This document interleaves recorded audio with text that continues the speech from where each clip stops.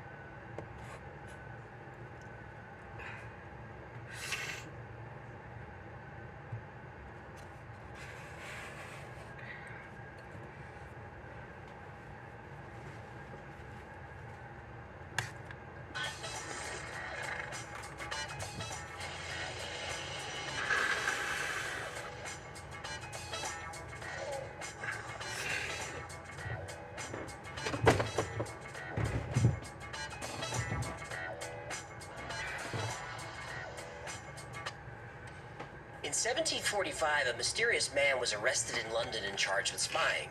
He called himself the Count of Saint Germain, and for almost 200 years, the Count of Saint Germain was present at every significant political event in the world, and always looked the same age. Some say he walked the earth during the time of Christ.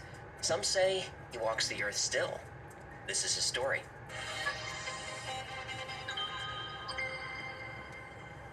"1745 was a difficult time in England.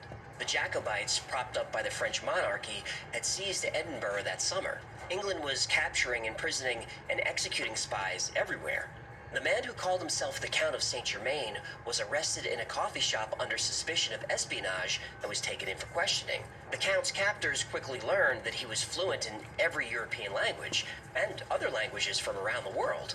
Still, he wouldn't tell them where he was from or what his name was. Horace Walpole, the Prime Minister's son, wrote that Saint Germain could sing, compose, and play the violin so well that one would have thought he was a famous musician. Though he appeared about 45 years old, nobody had seen him before. While in custody, he gave details about historical events that only an eyewitness would know. Saint Germain's jailers found him extremely odd.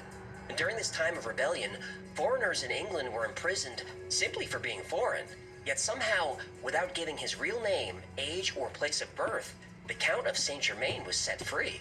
Word quickly got around about this strange man who could speak every language, compose music, and who spoke of history as if he lived it. When the Prince of Wales heard the stories, he wanted to know more, so he sent for the Count. But it didn't matter. The Count of Saint Germain was gone. When Western soldiers returned from the Crusades, they brought with them legends from the East. And one of those was the story of Cartaphilus, also known as the Wandering Jew. As Jesus dragged his cross on the way to Calvary, he stopped to catch his breath.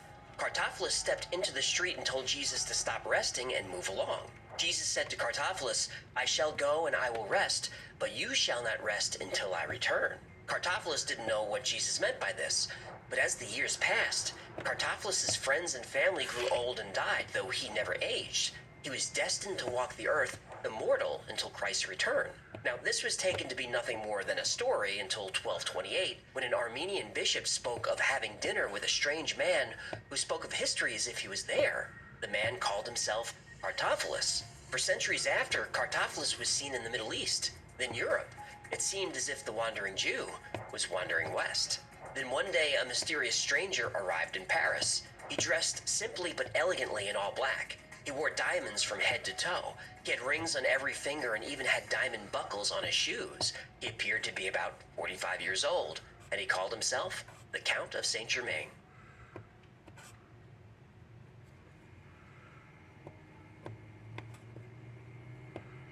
When the Count of Saint Germain arrived in Paris, he appeared out of nowhere, but he made an instant impression on the social class. He was obviously a man of significant means, but nobody knew where he came from or where he got his money. He became the must-have guest at any dinner party. He was a talented pianist, a singer, and he could play the violin so beautifully that people were moved to tears. And he was a brilliant conversationalist who would dazzle anyone, no matter where they were from. He was fluent in French, English, Spanish, Italian, Russian, Dutch, German, and Portuguese, and native speakers couldn't detect an accent. The Count could also speak conversational Polish, Chinese, Arabic, ancient Greek, Latin, and Sanskrit. He had immense knowledge about everything: science, art, philosophy, politics. But where he really excelled? History. He would give accounts of the lives of Henry VIII, Nero, Cleopatra, and famous historical figures. And when asked how he could know so much about people that had been dead for hundreds of years, the Count would simply smile and say, "I was there." He even claimed to have met Jesus Christ personally. The Wandering Jew. Right.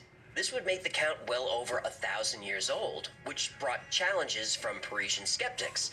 But whenever another historian would try to stump the Count on obscure details, the Count always knew the answers. In addition to being a talented musician, artist, and historian, he was also a gifted alchemist.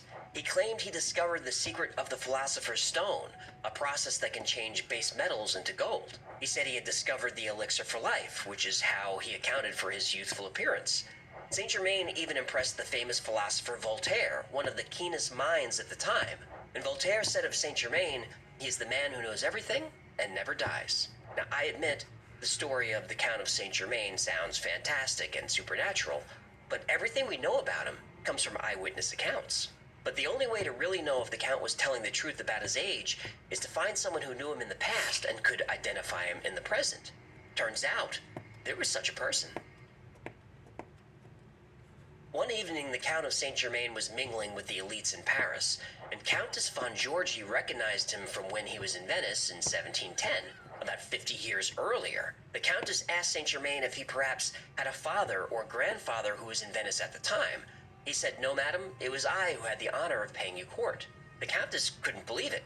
She said the man she had met 50 years ago wasn't more than 45 years old, and here was Saint Germain who looked the same age. In fact, she thought he might have even looked a few years younger. He said, "Madam, I am very old," and he went on to give her details of their meeting. And she was stunned and said, "That must make you over 100 years old." The Count smiled and said, "This is not impossible." Soon after that, word reached King Louis, who found the stories entertaining, but didn't give it much thought.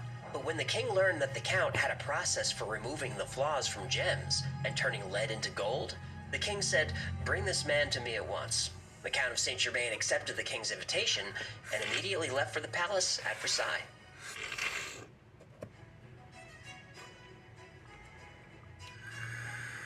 When the Count of Saint Germain arrived at the royal palace in Versailles, he was an instant sensation. Casanova himself wrote about their first meeting. He said the Count of Saint Germain was a scholar, linguist, musician, and chemist, and as a conversationalist was unequaled. And Casanova noted the Count never ate. He would sip mineral water and occasionally drink herbal tea, but he never saw him consume food of any kind. He's a vampire. Well, that's one of the theories. The Count had traveled to the palace with an assortment of equipment and substances that he used for his alchemy experiments. He created makeup and special face wash for the ladies of the court, which they swore made them look years younger. And he told the king of a process he invented for colors and dyes that would increase the value of French fabrics. But the king wasn't interested in fabric. He wanted to know about the Count's abilities with precious stones. The Count said he had just spent 5 years with the Shah of Persia, who taught him an ancient and closely guarded technique for removing flaws from diamonds, and even creating larger diamonds by melting smaller ones together. Now, the king was skeptical at this claim, to which the Count replied, "Your Majesty, I have witnessed Christ turn water into wine. Diamonds are a mere trifle." The king proposed a test. King Louis had a diamond that was valued at 6,000 francs, but without its flaw, it would be worth 10,000 francs or more. The Count said he could remove the flaw in a month. A month later, he returned with the diamond, flawless. King Louis's jeweler examined it and valued the stone at 9,600 francs. The king was impressed and set the Count up with his own laboratory right there in the palace. The Count of Saint Germain became a fixture at Versailles. For the next couple of years, the Count worked all day in his private lab and spent all night dazzling the king's guests. But one day the king went to pay the Count a visit, and once again, the Count of Saint Germain was gone.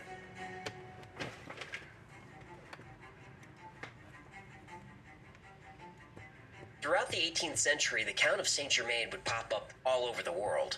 He was seen by Sir Robert Clive in India. He was at The Hague trying to broker peace between Prussia and Austria. Anton Mesmer, namesake of the word mesmerize, received the Count when Mesmer was a young physicist in Germany. He said Saint Germain possessed a vast understanding of the workings of the human mind and had been directly responsible for teaching Mesmer the art of hypnosis.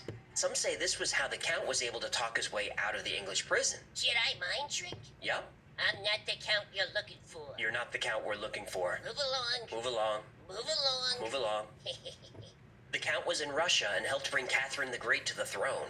He was in Holland attempting to end the 7 Years' War. He met up with Casanova again in the north of France, where he, according to Casanova's own memoirs, turned a pocket coin into gold. In all of these accounts, Saint Germain appears 45 years old. After the death of Louis XV, the Count of Saint Germain suddenly reappeared